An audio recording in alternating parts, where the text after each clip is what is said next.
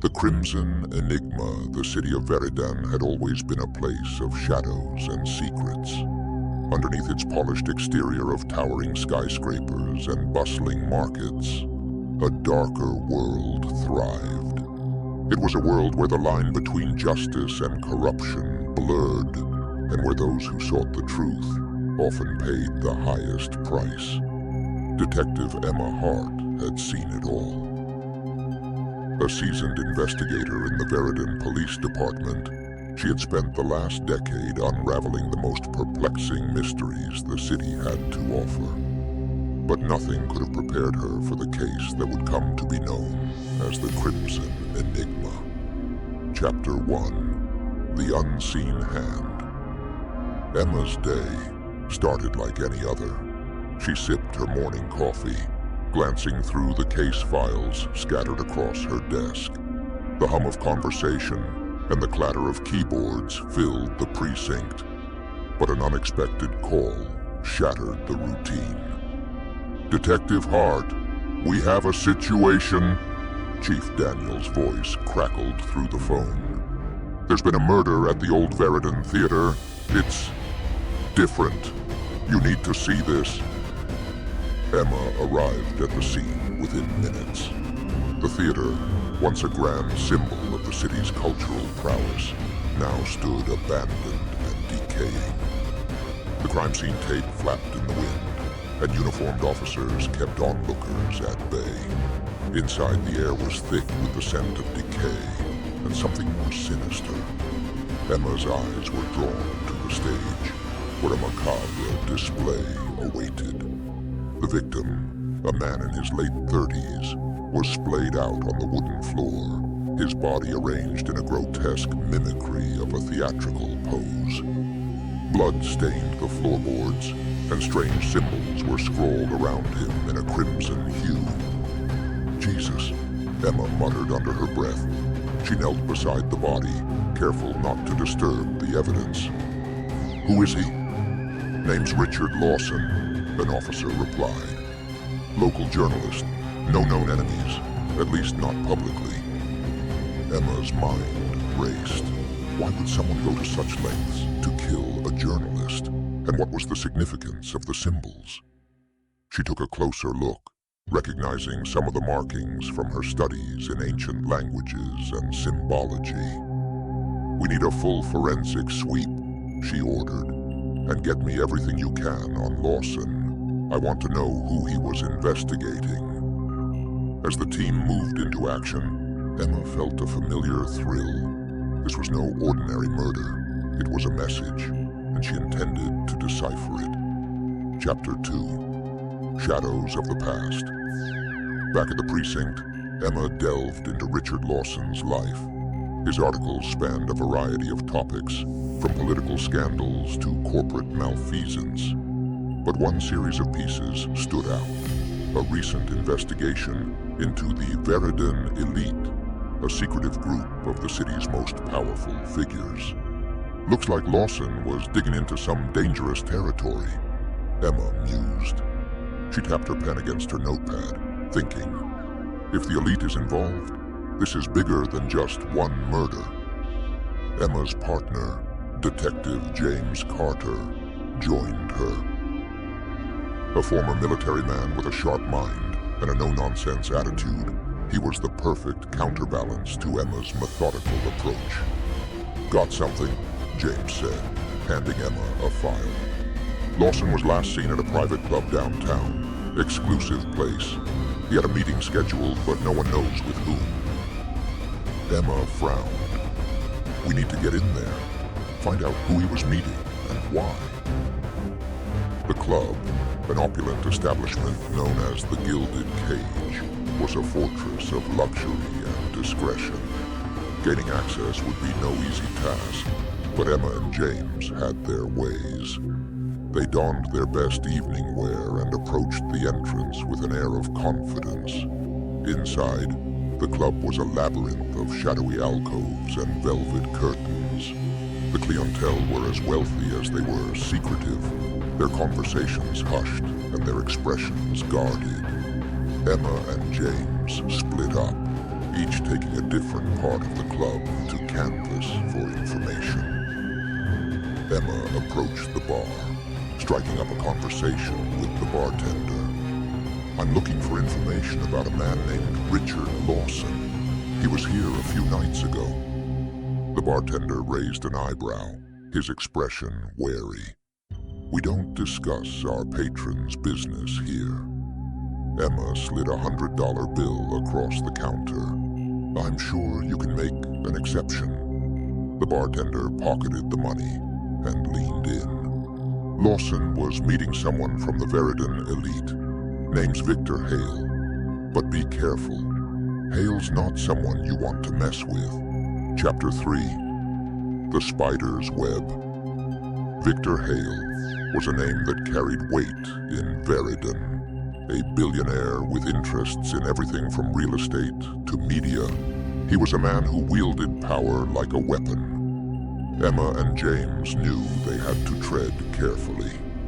They managed to secure an appointment with Hale under the pretense of a routine inquiry. His office, located on the top floor of the Hale Tower, was a testament to his wealth and influence.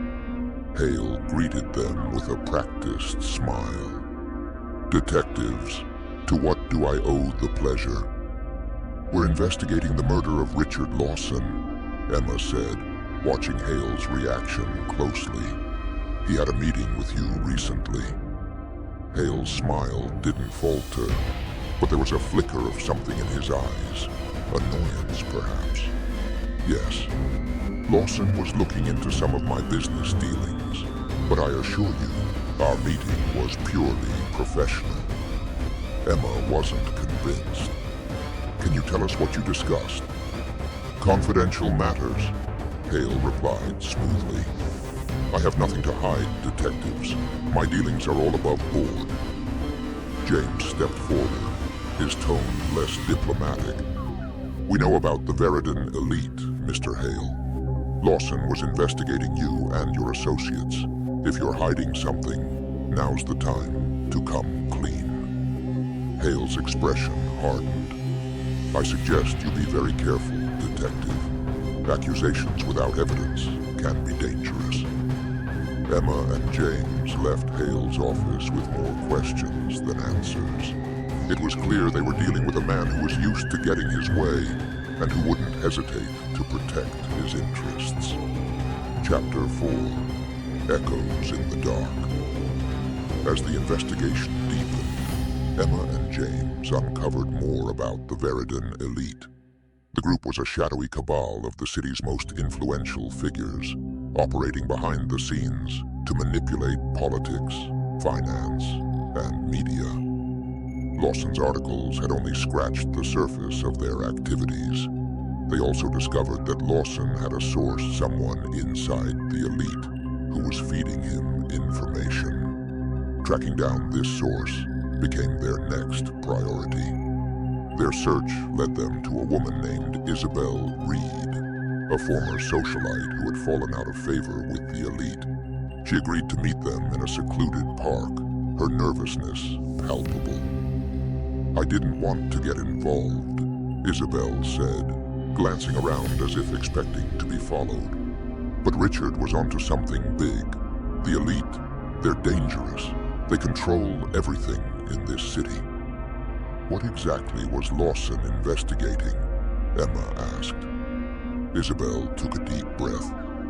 "He found out about a series of illegal deals, money laundering, human trafficking, things that could bring down the entire organization. He had proof, and he was going to expose them."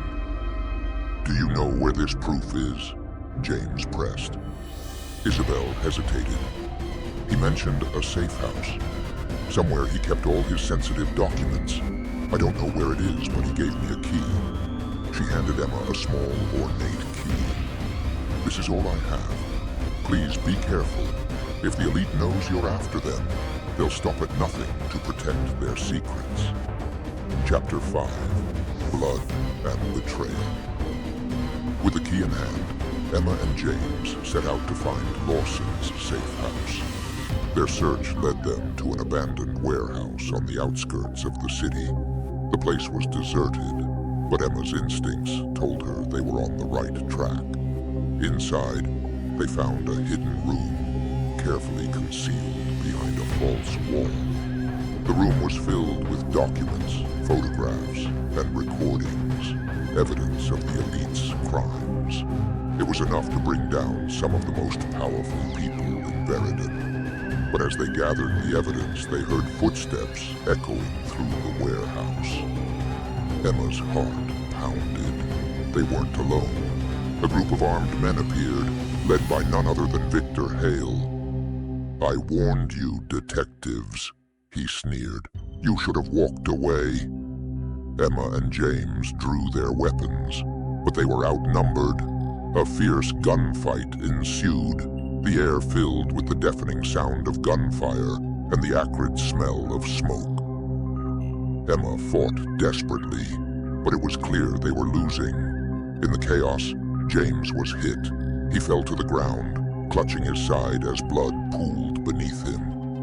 "Emma, go," he gasped. "Get the evidence out of here." Emma's eyes burned with tears, but she knew she had to keep going. She grabbed the most crucial documents and made a run for it, bullets whizzing past her. She barely escaped with her life, but she had what she needed to take down the Elite. Chapter 6. The Final Act. With James in critical condition and the Elite closing in, Emma knew she had to act fast. She took the evidence to the one place she knew it would be safe, the Veridan Times. The newspaper's editor, a longtime ally of Emma's, agreed to publish Lawson's findings.